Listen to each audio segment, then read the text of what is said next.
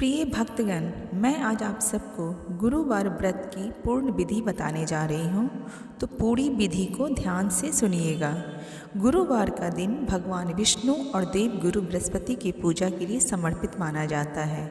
इस दिन हम लोग व्रत करते हैं और इनकी विधि पूर्वक पूजा करते हैं और कहते हैं कि जो लोग गुरुवार का व्रत पूरे नियम पूर्वक करता है, भगवान उसकी हर मनोकामना पूर्ण करते हैं। हिंदू धर्म में हर दिन किसी न किसी देवी देवता को समर्पित है, जैसे कि सोमवार भोले बाबा को, मंगलवार हनुमान जी को, बुधवार गणेश जी को और गुरुवार श्री हरि विष्णु की पूजा का विधान है। गुरुवार व्रत का बड़ा ही फलदायी माना जाता है। ऐसी मान्यता है कि भगवान विष्णु की पूजा अर्चना और व्रत रखने से भगवान प्रसन्न होते हैं और भक्तों पर अपनी कृपा बरसाते हैं। तो फिर सुनिए गुरुवार व्रत की पूर्ण विधि। सबसे पहले तो यह व्रत बहुत विशेष झंझट इस व्रत में नहीं करना पड़ता, बहुत ही आसान विधि है। तो पहली है, गुरुवार के दिन आप सुबह उठकर नित्य क्रम से स्नान आदि करें। उसके बाद पूजा घर में या केले की पेड़ के नीचे भगवान श्री हरि विष्णु की प्रतिमा या फोटो रखकर उन्हें प्रणाम करें। यह पूजा आप घर में भी कर सकते हैं, भगवान विष्णु की फ़ोटो के सामने, और केले के जड़ के पास भी बैठ के कर सकते हैं। कोई नया या छोटा सा पीला वस्त्र भगवान विष्णु को अर्पित करें। हाथ में चावल और पवित्र जल लेके या फिर प्रसाद भी आप ले सकते हैं, जैसे गुड़, चने की दाल लेकर व्रत की कथा सुन सकते हैं। यह व्रत की कथा अगर आप नहीं सुने हैं तो मेरे डिस्क्रिप्शन में नीचे व्रत कथा का लिंक है, आप वहां जाके पूर्ण कथा सुन सकते हैं। उसके बाद आप एक लोटे में पानी और हल्दी डालकर पूजा के स्थान पर रखें। तो लोटे में पानी हल्दी की जगह आप उसमें प्रसाद भी रख सकते हैं, जैसे गुड़ और चना दाल। भगवान को गुड़ और धुली हुई चने की दाल का भोग लगाएं और इसी प्रसाद को आप जल में भी रख के केले की जड़ में जल दे सकते हैं। गुरुवार व्रत की कथा का पूर्ण पाठ करें। पाठ आपका संपन्न हो जाए तो उसके बाद आरती जरूर करें। आरती के बाद भगवान को प्रणाम करें और वो जो जल आपने रखा है वो जल से जाके केले की जड़ में डालें और भगवान विष्णु को समर्पित करें। पूजा पाठ और आरती संपन्न होने के बाद प्रसाद खुद भी ग्रहण करें और अपने परिवार वाले को भी प्रसाद दें। इस तरह भगवान बृहस्पति आप सबकी मनोकामनाओं को पूरी करें। मैं आज आप सबको श्री बृहस्पतिवार व्रत कथा सुनाने जा रही हूँ।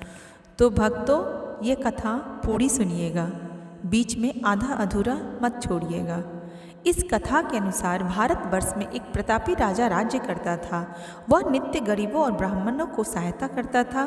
यह बात उसकी रानी को कभी अच्छी नहीं लगती थी, क्योंकि रानी ना ही गरीबों को दान देती थी और ना ही वह भगवान का पूजा किया करती थी, और राजा को भी दान में पुण्य करने से मना करती थी। एक दिन जब राजा शिकार खेलने को वन में गया तो रानी महल में अकेली थी। उसी समय बृहस्पति देव साधु के वेश में राजा के महल में भिक्षा मांगने गए और रानी से भिक्षा मांगी। तो रानी ने भिक्षा देने से इनकार कर दिया और कहा, हे साधु महाराज, मैं तो दान पुण्य से तंग आ गई हूँ। मेरा पति सारे धन लुटाते रहते हैं। मेरी इच्छा है कि हमारी धन नष्ट हो जाए और न फिर रहेगा बाँस न बजेगी बाँसुरी। साधु ने कहा, देवी तुम तो बड़ी विचित्र हो। धन संतान तो सभी चाहते हैं, पुत्र और लक्ष्मी तो पापी के घर भी होना चाहिए। यदि तुम्हारे पास अधिक धन है तो भूखों को भोजन दो, प्यासों को पानी पिलाओ, मुसाफिरों के लिए धर्मशाला खुलवाओ। जो निर्धन है, अपनी कुंवारी कन्याओं का विवाह नहीं कर सकते, उनका विवाह कराओ। ऐसे और भी कई काम हैं जिनके करने से तुम्हारे यश लोक परलोक में फैलेगा। परंतु रानी पर इस उपदेश का कोई प्रभाव नहीं पड़ा। वह बोली, महाराज आप मुझे कुछ न समझाए, मैं ऐसा धन नहीं चाहती जो हर जगह बांटती फिरूं। साधु ने उत्तर दिया, यदि तुम्हारी ऐसी इच्छा है तो तथास्तु। तुम ऐसा करना कि बृहस्पति को अपने घर को लीप कर पीली मिट्टी से अपने सिर धोकर स्नान करना, भट्ठी चढ़ाकर कपड़े धोना। ऐसा करने से आपका सारा धन नष्ट हो जाएगा। इतना कहकर वह साधु महाराज वहाँ से आलोप हो गए। साधु के अनुसार कई बातों को पूरा करते हुए रानी को केवल 3 बृहस्पतिवार ही बीते थे कि उसकी समस्त धन संपत्ति नष्ट हो गई। भोजन के लिए राजा का परिवार तरसने लगा। तब एक दिन राजा ने रानी से बोला कि हे रानी, तुम यहाँ रहो, मैं दूसरे देश को जाता हूँ, क्योंकि यहाँ पर तो मुझको सब लोग जानते हैं। इसलिए मैं यहाँ कोई छोटा काम या धंधा करके भी अपनी जीविका नहीं चला सकता। ऐसा कहकर राजा प्रदेश चला गया। वहाँ वह जंगल से लकड़ी काट कर लाता और शहर में बेचता। इस तरह वह अपना जीवन व्यतीत करने लगा। उधर राजा के परदेश जाते ही रानी और दासी दोनों दुखी रहने लगी।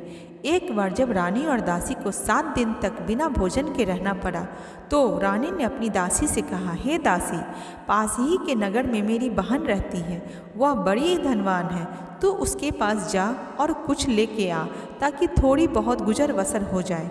दासी रानी के बहन के पास गई। उस दिन गुरुवार का दिन था और रानी की बहन उस समय बृहस्पतिवार व्रत की कथा सुन रही थी।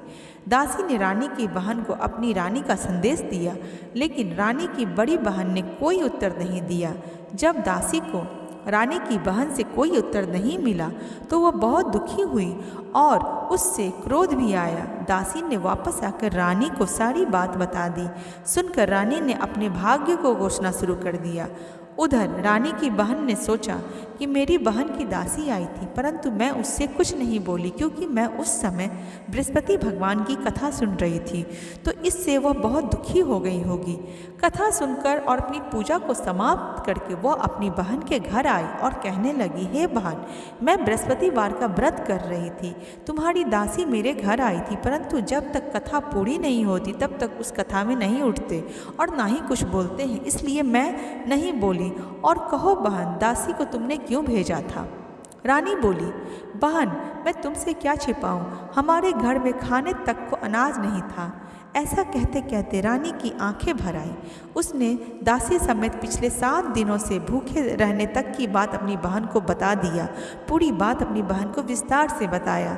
रानी की बहन बोली, देखो बहन, भगवान बृहस्पति देव सबकी मनोकामनाओं को पूर्ण करते हैं। देखो, शायद तुम्हारे घर में ही अनाज रखा हो। पहले तो रानी को विश्वास नहीं हुआ, पर बहन के आग्रह करने पे उसने अपनी दासी को अंदर भेजा तो उसे सचमुच अनाज से भरा एक घड़ा मिल गया। यह देखकर दासी तो बड़ी हैरान हो गई। दासी रानी से कहने लगी, हे रानी, जब हमको भोजन नहीं मिलता तो हम व्रत तो करते ही हैं, इसलिए क्यों ना इनसे यह व्रत और कथा विधि पूछ ले ताकि हम भी यह व्रत कर सकें।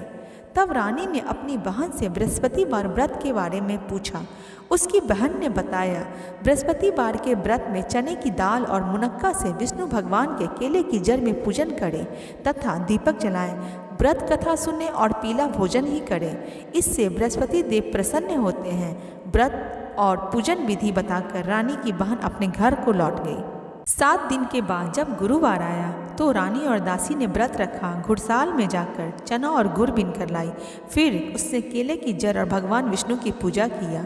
अब पीला भोजन कहाँ से हो, इस बात को लेकर दोनों बहुत दुखी हुई। चूँकि उन्होंने व्रत रखा था इसलिए बृहस्पति देव बहुत प्रसन्न थे, इसलिए वह एक साधारण व्यक्ति के रूप में आए और 2 थाली में सुंदर पीला भोजन दासी को दे गए। भोजन पाकर दासी प्रसन्न हुई और फिर रानी के साथ मिलकर भोजन ग्रहण किया। उसके बाद वह सभी गुरुवार को व्रत और पूजन करने लगी।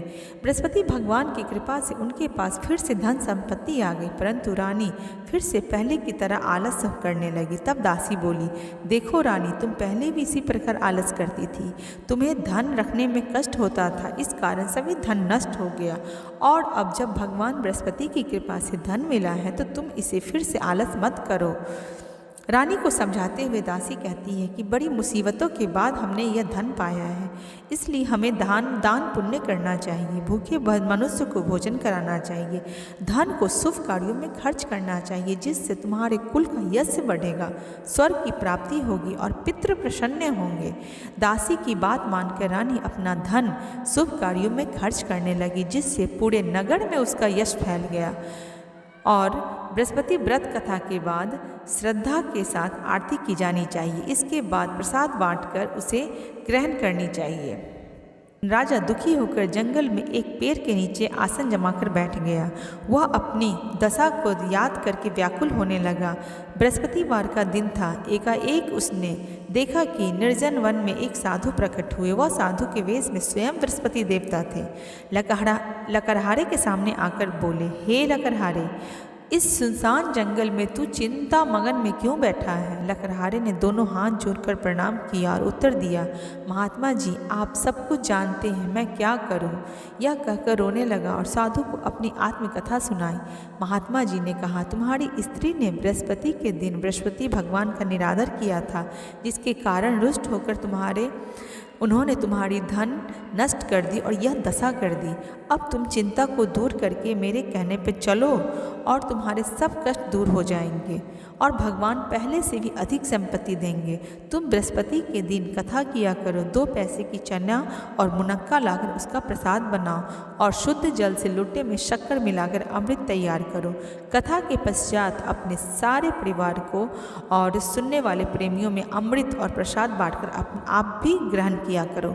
ऐसा करने से भगवान तुम्हारी सभी का मनोकामनाएं पूर्ण करेंगे।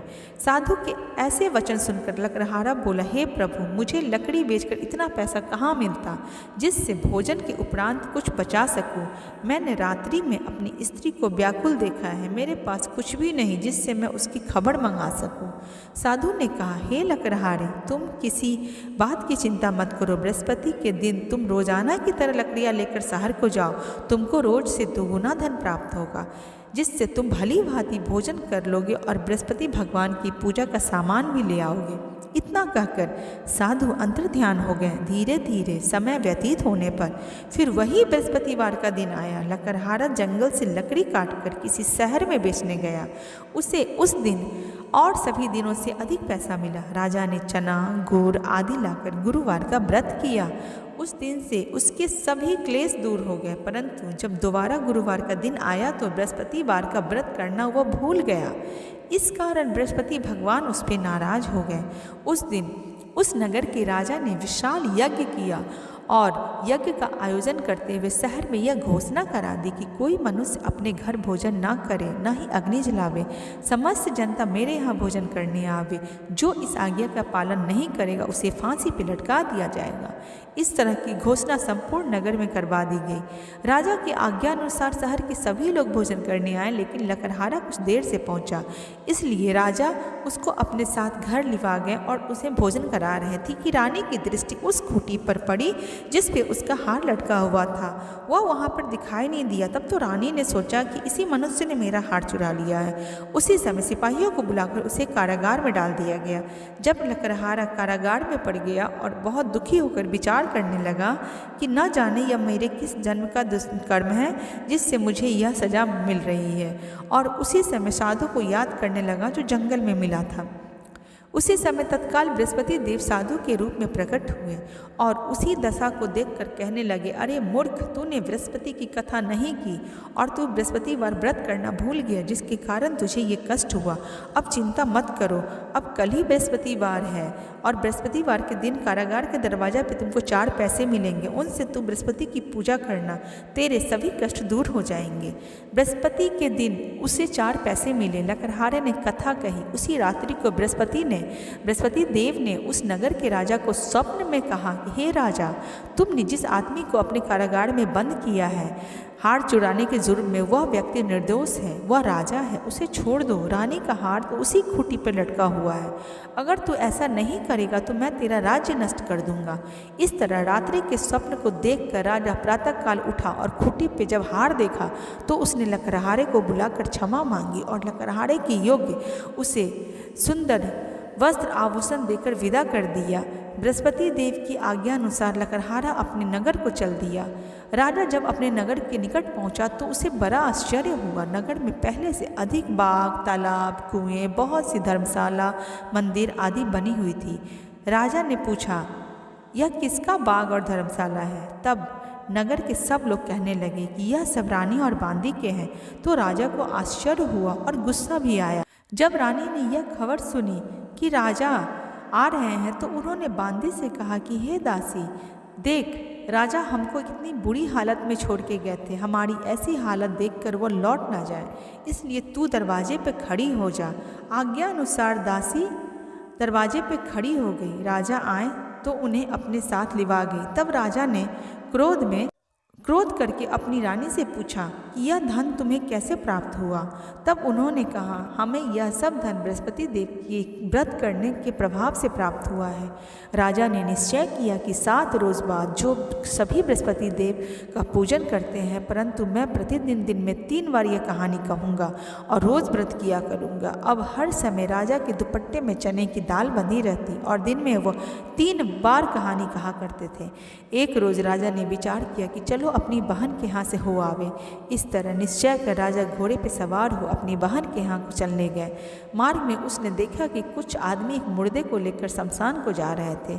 वह उन्हें रोककर राजा कहने लगे कि अरे भाइयों, मेरी बृहस्पति देव की कथा सुन लो। वह बोला, लो, हमारा तो आदमी मर गया है और इसको अपनी कथा की पड़ी है। परंतु कुछ आदमी बोले, अच्छा कहो, हम तुम्हारी कथा अभी सुनेंगे। राजा ने दाल निकाली और जब कथा आधी हुई तो मुर्दा हिलने लगा और जैसे ही कथा समाप्त हुई तो वो राम राम करके उठ खड़ा हुआ।